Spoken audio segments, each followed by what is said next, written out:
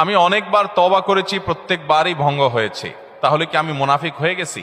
না ভাই, তওবা হওয়ার পর তওবা ভেঙে যাওয়াটা অস্বাভাবিক নয়। আপনারা খুশি হবেন শুনে, আমাদের রব আল্লাহ রাব্বুল আলামিনের একটা গুণবাচক নাম হলো তাওয়াব।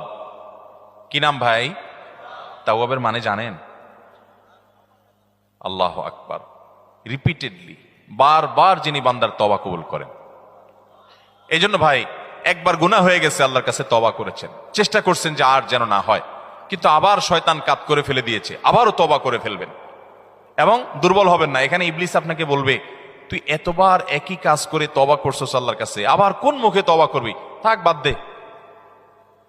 আপনার তওবা থেকে দূরে সরাবে। এটা হলো শয়তানের সবচেয়ে বড় অস্ত্র। কখনো নিরাশ হওয়া যাবে না।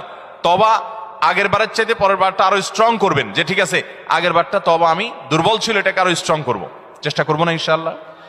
তাহলে